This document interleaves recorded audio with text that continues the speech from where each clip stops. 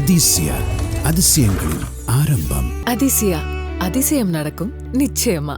ஹாலிடேஸ்னாலே அது நம்ம ஜிடி ஹாலிடேஸ் தான். South India's #1 travel brand.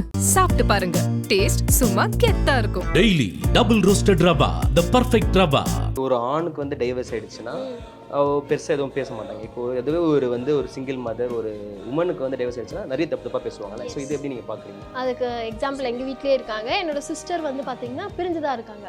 ஹஸ்பண்டோட மேரேஜ் ஆகி இப்போ 14 இயர்ஸ் ஆச்சு. 13 வருஷமாக பிரிஞ்சு தான் இருக்காங்க. அவ்வளோ ஃபிசிக்கல் அப்யூஸ், அவ்வளோ வேர்ட் அப்யூஸ். என் அக்கா பொண்ணு பியூபர்ட்டி ஃபங்க்ஷன் நடந்தப்போ எங்கள் அக்காவுக்கு ஹஸ்பண்ட் இல்லை இல்லையா, அவள் என்ன பண்ணா ஃபேமிலியில் வந்திருந்தவங்கல்ல அவள் முன்னாடி கூப்பிட்டு நிறுத்தினது எல்லாருமே பார்த்தீங்கன்னா ஹஸ்பண்ட் இல்லாதவங்க தான் நிறுத்தினான். திட்டினாங்க. அதுக்கு ஐயோ உங்களுக்கு இதெல்லாம் தெரியாது, நீங்கள் வந்து மாடர்ன் வேர்ல்டில் என்ன வேணால் பேசலான்னாங்க. நீங்கள் பேசாதீங்க, இது என் பொண்ணு ஃபங்க்ஷன், நான் பண்ணிக்கிறேன், எனக்கு யார் முன்னே நிறுத்தணும்னு தோணுது. ஏன்னா அவங்க அந்த இடத்த எல்லாத்தையும் கிராஸ் பண்ணி வந்திருக்காங்க. ஆனால் அவங்ககிட்ட கேட்டால் எதுக்காக அந்த ரீசன் அவங்களுக்கு ரீசனே தெரியாது. இதெல்லாம் வந்து வழக்கம்பா, நாங்கள் பண்ணக்கூடாது அவ்வளோதான். ஓகே, அப்படி சொல்லியே இப்படி வச்சுட்டாங்க. இன்ஃபேக்ட் சொல்ல போனால் எங்கள் அம்மா கிட்ட இப்போ நீங்கள் கேட்டிங்கனாலும் சொல்லுவாங்க, இந்த ஒரு 2 இயர்ஸாக தான் நான் வந்து கொஞ்சம் நிம்மதியாக இருக்கேன், நிம்மதியாக சாப்பிட்றேன், தூங்குறேன்னு சொல்லுவாங்க. அது நீங்கள் யோசிச்சு பாருங்கள், அவங்களுக்கு இப்போ 56 இயர்ஸ். அப்போ 54 வருஷம் வாழ்க்கை. கல்யாணம் வந்து 15 வயசில் பண்ணாங்க. பேலன்ஸ் இருக்க அந்த வருஷம் அவங்க எவ்வளோ சாக்ரிஃபைஸ் பண்ணியிருப்பாங்க. நிம்மதியாக நான் இப்போ தான் சாப்பிட்றேன், இப்போ தான் தூங்குறேன்னு ஒரு விமனோட வாயிலிருந்து ஒரு வேர்ட் வருதுன்னா எவ்வளோ அப்யூஸ்மெண்ட்டை தாண்டி அவங்க வந்து இத்தனை வருஷம் கடந்து வந்திருப்பாங்க.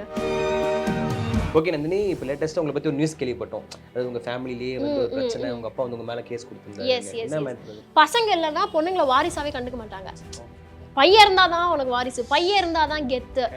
இந்த பாயிண்ட்டை வச்சு லவ்ன்றது என்னன்றது தெரியல. இப்போ அதுக்கு வேற மீனிங் வந்துருச்சு. அந்த 90s கிட்ஸ் வேதனை தெரியும். அப்பெல்லாம் ஒரு பொண்ணு கிட்ட போய் பேசுறதுக்கே பயப்படுவோம். அப்பெல்லாம் வந்து நாங்களும் லெட்டர் எழுதி தீக் போடுவோம். டைலாக் நேரில் சொல்ல மாட்டோம், லெட்டர் எழுதி தீக் போட்டு. நாங்கள் தான் எல்லா ஜென்ரேஷன் பார்த்துருக்கோம். லெட்டர் எழுதி தீக் போட்டிருக்கோம். இன்ஸ்டா, எஃபி, வாட்ஸ்அப் மெசேஜ் வரதுல இருந்து எல்லாமே நம்ம 90s தான் வெயிட் பண்ணிருப்போம். இப்போ வந்து லவ்க்கு வந்து நிறைய மீனிங் அந்த மாதிரி ஆயிடுச்சு. ஆனால் லவ்ன்றது தனி, அது முதல்ல புரிஞ்சுக்கணும். லவ்ன்றது ஒரு அழகான most valuable emotion in this world. இப்போ என்ன லவ்க்கு முன்னாடி எக்ஸாம் மாதிரி வச்சிடறாங்க. முதல்ல வந்து டேட் பண்ணுவோம், முதல்ல வந்து ஸ்லிங்கா இருப்போம், அதுக்கப்புறம் சிச்சுவேஷன்ஷிப்பா இருப்போம். அதெல்லாம் ஓகே ஆயிடுச்சுனா லவ் பண்ணுவோம். இதெல்லாம் ஓகே ஆனதான் மேரேஜ். லிவின்ல இருப்போம். இதனோட லிவின் வேற வந்துருச்சு. என்ன எழவி அது. இப்போ வந்து உயிரேப்பட்டில் வந்து ஷாருக் கான் வந்து ஒரு ரேடியோவில் வந்து அவங்க வந்து அவங்களோட ஹீரோயினை பார்த்து வந்து சூப்பர் டிஸ்கிரைப் பண்ணியிருக்காங்க. ஸோ உங்களோட ட்ரீம் பாய் பற்றி நீங்கள் டிஸ்கிரைப் பண்ண போறீங்க. எப்படி அந்த சிச்சுவேஷனில் பார்க்கணும் அதை பற்றி ஒரு சின்னதாக நம்ம ஷோவில் டிஸ்கிரைப் பண்ண. ட்ரீம் பாயா ஃபர்ஸ்ட் வந்து எந்த சிச்சுவேஷன்? மழை பெய்யும் போதா, இல்ல கூட்டத்திலயா, இல்ல கோயில்லையா? கோயில்ல பார்க்கலாம். கோயில்ல பூசாரியை பார்க்கலாம் இருக்கீங்களா?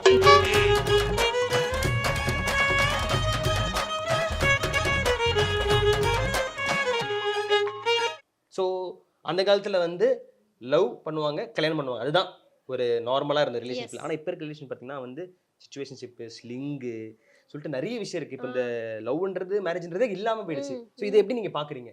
அது என்னன்னு ஃபர்ஸ்ட் பாக்குறது, என்ன பண்றாங்கன்னே தெரிய மாட்டேங்குது. பட் அது எந்த அளவுக்கு நல்லதுன்னு தெரியல. ஒரு பக்கம் பார்த்தா எதையுமே பர்சனலா எடுத்துக்காம, எதை பத்தியுமே வந்து பெருசா கேர் பண்ணிக்காம போறாங்க.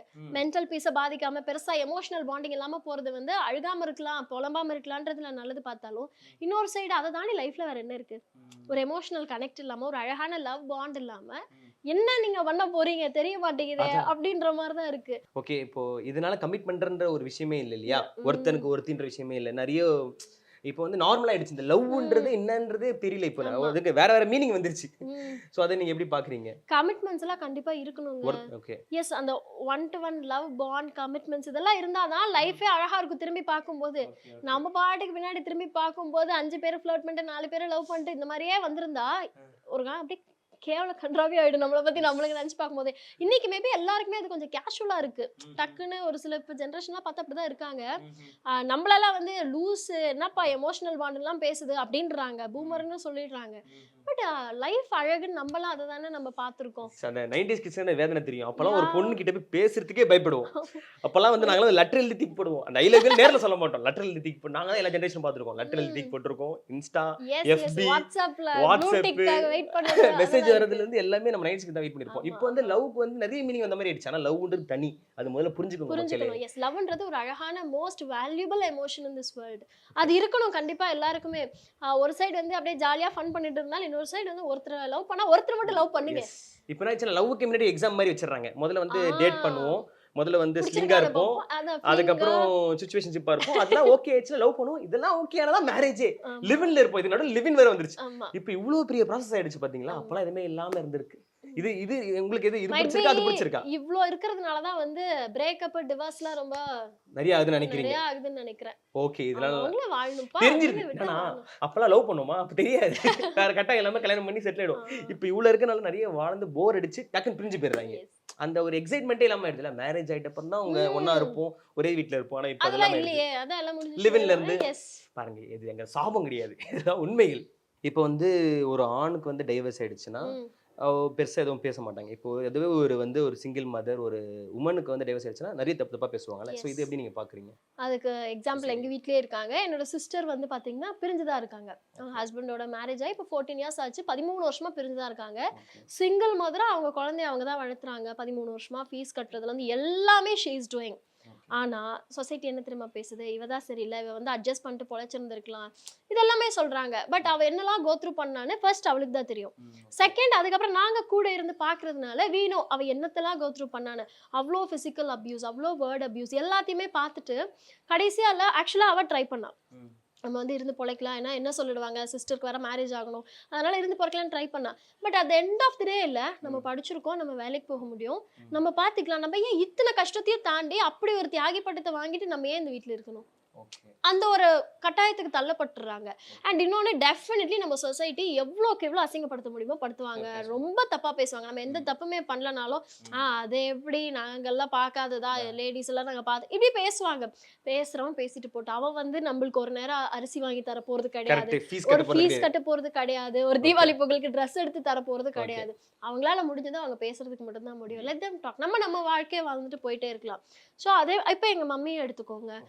இன்ஃபேக்ட் சொல்ல போனால் எங்கள் அம்மா கிட்ட இப்போ நீங்கள் கேட்டிங்கனாலும் சொல்லுவாங்க, இந்த ஒரு 2 இயர்ஸாக தான் நான் வந்து கொஞ்சம் நிம்மதியாக இருக்கேன், நிம்மதியாக சாப்பிட்றேன், தூங்குறேன்னு சொல்லுவாங்க.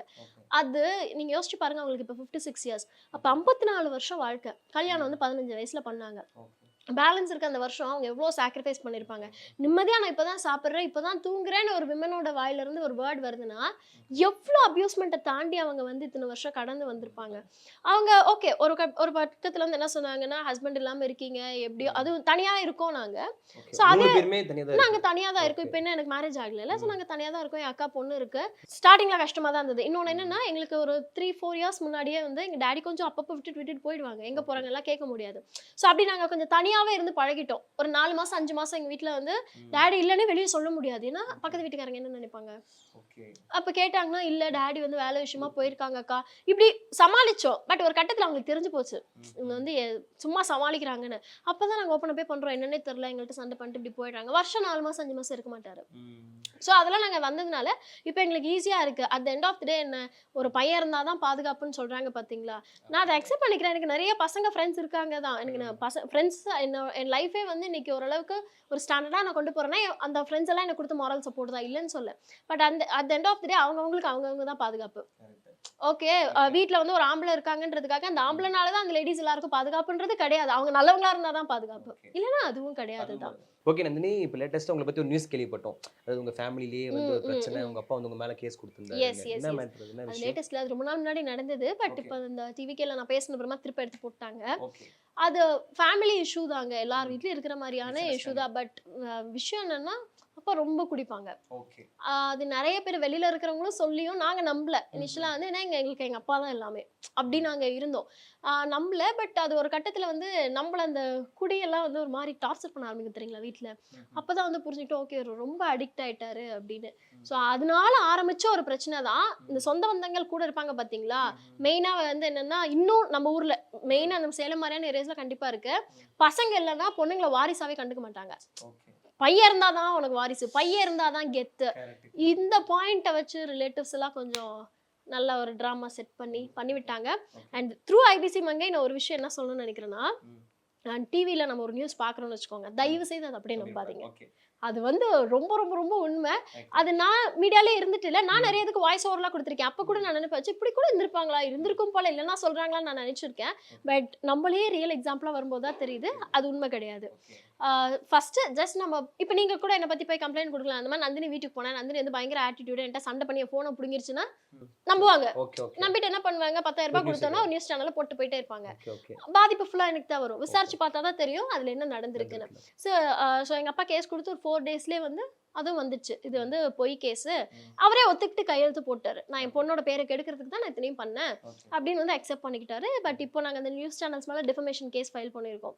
அது என்னன்னா, இப்போ நம்ம கிட்ட வந்து அந்த டிஃபமேஷன் காசு போடுற அளவுக்கு வந்து ஏதோ ஒன்று பண்ணி ரெடி பண்ணி போட்டாச்சு. நான் ஃபர்ஸ்ட் போட வேண்டாம் தான் சொன்னேன்.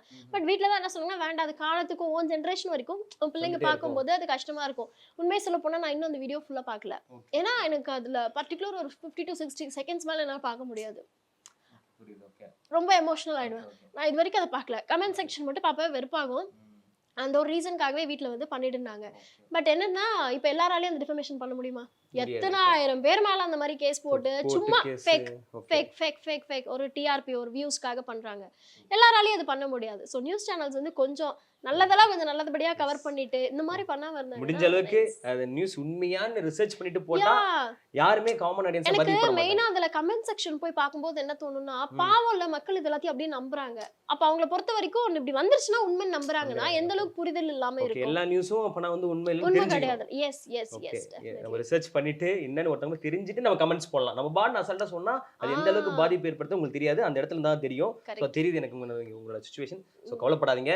ஸோ உங்க லைஃப் இதே மாதிரி எப்பயும் ஹாப்பியா சந்தோஷமா போகும். ஓகேவா? உமன்ஹுட் அண்ட் மதர்ஹுட் இது ரெண்டுமே வேற வேறையா இல்ல ஒன்னான்ற டிஃபரன்ஷியேஷன் பத்தி சொல்லுங்க. என்னை பொறுத்த வரைக்கும் ஃபர்ஸ்ட் ஒரு பொண்ணுனாலே மதிக்க ஸ்டார்ட் பண்ணுங்க. அது த்ரூண்டா இருந்தாலும் சரி, வயசானவங்களா இருந்தாலும் சரி. அதுல நம்ம ஊர் சைட்ல ஸ்பெசிஃபிக்கா பாத்துட்டீங்கன்னா நிறைய இந்த சாங்கிய சம்பிரதாயங்கள்லாம் இருக்கு. குழந்தை பிறந்திருந்து அந்த பொண்ணு ஹஸ்பண்டோட சுமங்கலியா இருந்தாதான் இந்த பூஜைக்கு முன்னாடி வரணும். இப்போ ஒரு பியூபர்ட்டி ஃபங்க்ஷனே நடக்குது. எங்க வீட்டுல நடந்ததே சொல்றேனே, என் அக்கா பொண்ணுக்கு பியூபர்ட்டி ஃபங்க்ஷன் நடந்தப்போ எங்க அக்காக்கு ஹஸ்பண்ட் இல்லை இல்லையா, அவ என்ன பண்ணா, ஃபேமிலியில வந்திருந்தவங்கல்ல அவ முன்னாடி கூப்பிட்டு நிறுத்தினது எல்லாருமே பாத்தீங்கன்னா ஹஸ்பண்ட் இல்லாதவங்க தான் நிறுத்தினா. திட்டினாங்க. அதுக்கு ஐயோ உங்களுக்கு இதெல்லாம் தெரியாது, நீங்க வந்து மாடர்ன் வேர்ல்ட்ல என்ன வேணா பேசலாம்னாங்க. நீங்க பேசாதீங்க, இது என் பொண்ணு ஃபங்க்ஷன், நான் பண்ணிக்கிறேன். எனக்கு யார் முன்ன நிறுத்தணும்னு தோணுது. ஏன்னா அவங்க அந்த இடத்த எல்லாத்தையும் கிராஸ் பண்ணி வந்திருக்காங்க. ஹஸ்பண்ட் கூட பொழைக்கல, அதனால முன்னாடி வராதம்மா. இதெல்லாம் வந்து இன்னும் நம்ம ஊர்ல பண்றாங்க. பட் அதை பிரேக் பண்ணனும்னா அது நம்ம தான் பண்ணிக்கணும். Okay okay. இந்த சீமந்த டைம்ல கூட வந்து வளையல் போட கூடாதுன்னு சொல்றாங்க. குழந்தை இல்லாதவங்க வந்து வளையல் போட கூடாது சொல்லுவாங்க. ஹஸ்பண்ட் இல்லாதவங்க ஓகே. அதெல்லாம் இருக்கு. பட் அதெல்லாம் தாண்டி எல்லா பொண்ணுங்களும் ஒரு விஷயத்தை கோ த்ரூ பண்ணிட்டு தான் வராங்க. அதை நம்ம ரெஸ்பெக்ட் பண்ணுமோ தவிர, நீ இப்ப வந்து கல்யாணம் ஆயிட்டு ஒரே ஹஸ்பண்டோட இருக்கலாம், அது செகண்ட் ஹஸ்பண்ட்னா கூட ஒத்துக்கிறது கிடையாது இப்பலாம். அதே ஹஸ்பண்டோட இருந்து ஒரு குழந்தை பிறந்திருந்து நீ வந்தீங்கன்னா 100 மார்க்ஸ்ன்றதும், அந்த ஹஸ்பண்டை விட்டு பிரிஞ்சோம், அந்த ஹஸ்பண்டுக்கு எது வேணா இருந்திருக்கலாம், அவர் நல்லவரா இருந்து ஏதாவது ஆயிருக்கலாம், இல்ல இவங்க டிவோர்ஸ் ஆயிருந்திருக்கலாம், குழந்தை இல்லாம வந்து நின்னா ஒரு மாதிரி பாக்குறது, ஹஸ்பண்ட் இல்லாம குழந்தையோட வந்து நின்னாங்கன்னா வேண்டான்னு நகர்த்துறது, இந்த மாதிரியான ஸ்டாண்டர்ட்ஸ் முதல்ல போகணும். இது எப்ப தெரியுங்களா போகும்? இப்போ நம்ம இந்த ஒரு இப்ப இருக்காங்கல்ல ஒரு 50 to 60 அந்த ஏஜ்ல இருக்கிறவங்கல ஒரு சிலர் தான், பெரும்பாலும் இப்ப மாறிட்டாங்க. அதுக்கு சோஷியல் மீடியா ஒரு பெரிய ஒரு பவர்னு சொல்லலாம். எல்லாமே மாறி அத வச்சு மாறி இருக்காங்க. மைனஸும் நடந்திருக்கு, பிளஸும் நடந்திருக்கு. ஒரு சிலர் தான் இன்னும் மாறாம இருக்கும். அந்த ஒரு சிலருக்கு வந்து அந்த பெரிய அந்த ஒரு மனசு இல்ல. இப்ப அவங்களே வந்து எனக்கு தெரிஞ்சவங்களே ஒருத்தர், பரவாயில்ல பாட்டி, இப்ப உங்களுக்கு ஹஸ்பண்ட் இல்ல, நாளை பின்ன என் கல்யாணத்துக்கு நீங்க வந்து நல்லது செய்யணும் நான் கூப்பிட்டா நீங்க வரமாட்டீங்களா அப்படின்னா, நான் வருவேன் கண்ணு, ஆனா எப்படி என்னை முன்னாடி வச்சு எப்படி கண்ணு பண்ண முடியும்? உங்களுக்கு எனக்கு நல்லது நினைக்கணும்னு தோணுது இல்ல, அது இருந்தா போதும். நீங்க ஹஸ்பண்டோட இருந்தா தான் எனக்கு நினைப்பீங்கன்னு என்ன இருக்கு? அப்படி கிடையாது பாட்டி, செய்யலாம் இந்த காலத்துல, அதெல்லாம் வந்து ஓகே அப்படின்னு அவங்களுக்கு சொல்லி புரிய வைக்கிறதே வந்து ஒரு பெரிய டாஸ்கா இருக்கு. ஆனா அவங்க கிட்ட கேட்டா எதுக்காக இந்த ரீசன் அவங்களுக்கு ரீசனே தெரியாது. இதெல்லாம் வந்து வழக்கம்பா, நாங்க பண்ண கூடாது அவ்வளவுதான். ஓகே அப்படி சொல்லியே இப்படி வச்சிட்டாங்க. அதனால ஒரு பொண்ணுனாலே மதிக்கணுமா தவிர, அது வந்து பொண்ணுனா வந்து கல்யாணமாயி குழந்தை பிறந்திருந்து அப்படி இருந்தாதான் சக்சஸ்ஃபுல்னு கிடையாது. ஏன்னா இப்ப இன்னொன்னு சொல்லணுங்க, ஸ்பெசிஃபிக்கா இப்போ ஒரு சிலர் இருக்காங்க, மெயினா இந்த ஒரு 24, 25ல இருக்க பொண்ணுங்களால கல்யாணம் பண்ணிட்டு ஒரு குழந்தை பிறந்துட்டாலே லைக் நான் அச்சீவ் பண்ணிட்டேன் அப்படி நினைக்கிறவங்களும் இப்ப இருக்காங்க. ஒரு சிலர், நான் என்ன சொல்றேன், உனக்கு அமைஞ்சிருக்குன்னா நீ பண்ணிக்கோ, உனக்கு நடந்திருக்கு, we are happy. பட் அது இன்னொருத்தருக்கு ஆப்போசிட்ல இருக்கவங்களுக்கு நடக்கலன்றதுக்காக நம்ம ஒரு அன்சக்சஸ்ஃபுல் உமன் அப்படி நினைக்க கூடாது. அது வந்து ரொம்ப தப்பு. அது பொண்ணுங்களே நினைக்கிறாங்க, பசங்க கூட அப்படி இல்ல. பொண்ணுங்களுக்குள்ளார அந்த ஒரு மனப்பான்மை வந்து இருக்கவே கூடாது, இருக்க கூடாதுன்ற. இப்ப எனக்கு கல்யாணம் நான் நல்லா இருக்கேன்னா இன்னொருத்தர் அப்படி இருக்கணும்ன்றது கிடையாது. அவங்களுக்குன்னு ஒரு சிச்சுவேஷன் இருக்கு. ஒருத்தங்களுக்கு லைஃப் ஒரு மாதிரி இருக்கும், ஒரு மாதிரி ஸ்டார்ட் ஆகும். கரெக்ட். எல்லாருக்கும் ஒரே மாதிரி இருக்காது. நன்றி. சோ ஆர்ஜேவா இருந்திருக்கீங்க இல்லையா? அதை பத்தி நான் எதுவுமே பேசவே இல்லைன்னு எனக்கு ரொம்ப கஷ்டமா இருந்தது. ஸோ நம்ம ஆர்ஜியோவா இருக்கும்போது விஜியோவா இருக்கும்போது நம்ம லைவ்ல நிறைய பண்ணியிருப்போம்ல. அப்போ வந்து ஃபோன் பண்றவங்க வந்து ஒருத்தவங்க ஒரு மாதிரி இருப்பாங்க. ஆமா ஆமா நல்லா பேசுறவங்க இருப்பாங்க, சில பேர் ஒரு மாதிரி டிஃப்ரெண்டா வாண்டா வம்பு பண்ணணும் கலாய்க்கணும்னே பேசுறவங்களா இருப்பாங்க. ஸோ இந்த மாதிரி நம்ம சிவா மந்திர சக்தியில வந்து ஒரு காமெடி சீன் இருக்கும்ல. ஸோ அந்த மாதிரி இது நடந்திருக்கா? அந்த மாதிரி நான் இப்ப பேச சமாளிக்க முடியுமா? சமாளிக்கலாம். சமாளிச்சிருக்கீங்களா? ரியலா ஏதாவது இன்சிடென்ட் நடந்திருக்கு நிறைய நடந்திருக்கு. நடந்திருக்கு. அதெல்லாம் வருங்க, லைவ் கால்ஸே எடுப்போம். ம். டக்குன்னு ப்ரொபோஸ் பண்ணவங்களா இருக்காங்க. ஓகே, அந்த மாதிரிலாம் நடந்திருக்கு தான். சமாளிச்சிருக்கீங்க. சமாளிச்சிடலாம். அங்க ஈஸி இல்ல, கால கட் டக்குன்னு பண்ணிருக்கீங்க. ஆனா இங்க வந்து கால் கட் பண்ண முடியாது. நான் கட் பண்ணா மட்டும் தான் உண்டு. சோ நான் வந்து இப்ப கால் பண்ண போறேன். Okay. நீங்க ரேடியோல இருக்கீங்க. Yes yes yes. உங்க ரேடியோ சொல்லி இன்ட்ரோ듀ce பண்ணிக்கோங்க. okay. ஓகேவா? நான் அப்படியே கால் பண்றேன். ஸ்டார்ட் பண்ணலாமா? ஆக்ஷன். ஓகே. ஹாய் ஹலோ வணக்கம். அண்ட் இன்னைக்கு நம்மளோட ஷோல வந்து பாத்தீங்கன்னா ஒரு சூப்பரான டாபிக் பத்தி தான் பேசிட்டு இருக்கோம். நீங்க கேட்டுட்டு இருக்கிறது சேலத்தின் நம்பர் 1 FM சூரியன் FM 93.9. அண்ட் நான் உங்க ஆர்ஜே நந்தினி தான் பேசிட்டு இருக்கேன். ஃபர்ஸ்ட் காலர் யாருன்னு பார்க்கலாம். வணக்கம், யார் பேசுறீங்க? ரிங் போகுதுல. ஃபர்ஸ்ட் எடுங்க. யார் பேசுறீங்க? ஹலோ ஆண்டி ஆண்டி ஆண்டி நான் வந்து ஆன்ட்டியா? நீங்க பாருங்க, அக்கா சொல்லுங்க, நந்தினி அக்கான்னு சொல்லுங்க. எங்க அம்மா போய் சொல்ல கூடாதுன்னு சொல்லிருக்காங்க. நீங்க ஆண்டின்னு தான் சொல்லணும். அம்மா பக்கத்துல இருக்காங்களா? ஆமா சொல்லிருக்காங்க. நீங்க அம்மா கூட படிச்சவங்க தானே. அம்மா கூட சரி சொல்லுங்க அக்கா, நந்தினி அக்கான்னு சொல்லுங்க. ஓகே, நான் சாக்லேட் வாங்கி தரேன். நந்தினி அக்கானா உங்க அக்கா எங்க இருக்காங்க?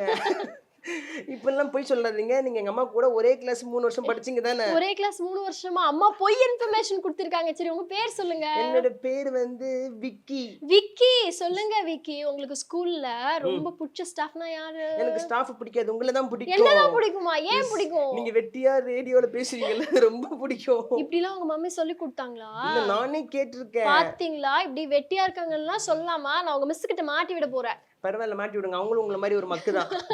பிரச்சனையே இல்ல. போன்ல அக்கா கண்டுபிடிக்க மாட்டேன்னு மக்குன்னு திட்டுறீங்களா மிஸ்? எஸ், அவங்க மக்கு தான். சரி, நீங்க எங்களுக்காக ஏதாச்சும் ஒரு விடுகதையில ஜோக் சொல்றீங்களா? நீங்க தான் சொல்லணும். நீங்க தானே ஃபோன் பண்ணீங்க. எங்க ஒரு விடுகதை சொல்லுங்க பார்க்கலாம். இப்படிதான் பண்றது. ஆர்ஜேனாலே வந்து திருப்பி விட்டுறது. சரி, நான் ஒரு ஜோக் சொல்றேன். நான் ஒரு ஜோக் சொல்றேன். மெமிக்ரி இதுக்கு மேல வராது, அட்ஜஸ்ட் பண்ணிக்கோங்க. ஓகே, என்னன்னா ஒருத்த வந்து சம்சா சாப்பிடுறானா. சமோசா. அதான் நான் ஸ்டைலா சொல்லுவேன். சமோசா சாப்பிடுறானா. ஆனா அவன் என்ன பண்றானா, உள்ள இருக்கிறத மட்டும் சாப்பிடுறானா, வெளியே இருக்கிறத சாப்பிட மாட்டானா. ஏன்? ஏன்னா அவன் டயட்ல இருக்கான். நோ, ஏன்னா அவங்க அம்மா வெளியே சாப்பிட கூடாது சொல்லிருக்காங்களா. ஐயோ இப்போ தம்பி, நீங்க ஆண்டி, இப்போ நீங்க எங்களுக்காக ஒரே ஒரு ஜோக் சொல்லுங்க. நீங்க சொன்ன ஜோக்க கேட்டு அக்கா மயக்க நிலைக்கு வந்துட்டு நம்ம பாட்டு கேட்கலாமா? சரி, பாட்டு பாடுங்க. அப்பனா இல்ல, பாட்டு நம்ம கேட்கலாம். அத பாட்டு பாட போறீங்க நீங்க? இல்ல, நம்ம ரெண்டு பேரும் எங்களுக்காக பாட்டு பாட நம்ம போறீங்க. ரெண்டு பேரும் சேர்ந்து ரேடியோல பாட்டு கேட்கலாம். உங்களுக்கு என்ன பாட்டு வேணும்? எனக்கு வந்து தங்கம் தங்கம் செல்ல தங்கம் தங்கம் சாங். யாருக்கு டெடிகேட் பண்ண போறீங்க? எங்க அக்கா உங்களுக்கு. எனக்கா? ஆமா, தேங்க் உங்க யூ. அக்கா லாஸ்ட் ஆப்ஷன் பண்ணிட்டால. ஓகே, நீங்க ஏதாச்சும் 2 லைன் பாட்டு பாடுனீங்கன்னா போனை கட் பண்ணுவேன். கட் பண்ண மாட்டேன். என்னடி இருபல் கிச் கிச்சா? ஆமாப்பா, சேலத்துல கிளைமேட் சரியில்லை.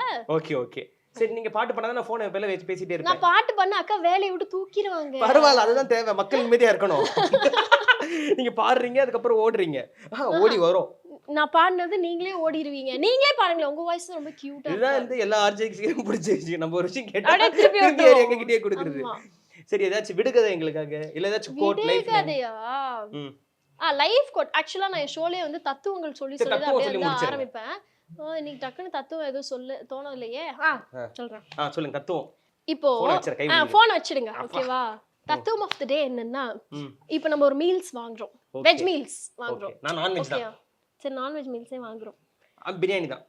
ஏன் தத்துவம் தோணலைங்க. ஓகே, ஒரு வெஜ் மீல்ஸ் வாங்குறோம். ஒருத்தருக்கு சாம்பார் பிடிக்கும், ஒருத்தருக்கு அதுல இருக்க கீரை பிடிக்கும், ஒருத்தருக்கு அதுல இருக்க ஸ்வீட் பிடிக்கும். அந்த மாதிரி ஒவ்வொருத்தருக்கும் ஒரு ஒரு டேஸ்ட் இருக்கும். எல்லாருக்கும் ஒண்ணுதான் பிடிக்கும் அப்படின்னு நம்மளே டிசைட் பண்ணிட்டு கருத்துல சொல்லக்கூடாது. தட் இஸ் ஒருத்தங்களுக்கு ஒரு பிடிக்கும்ன்றது இந்த மீல் செட் சொல்லிருக்கீங்க.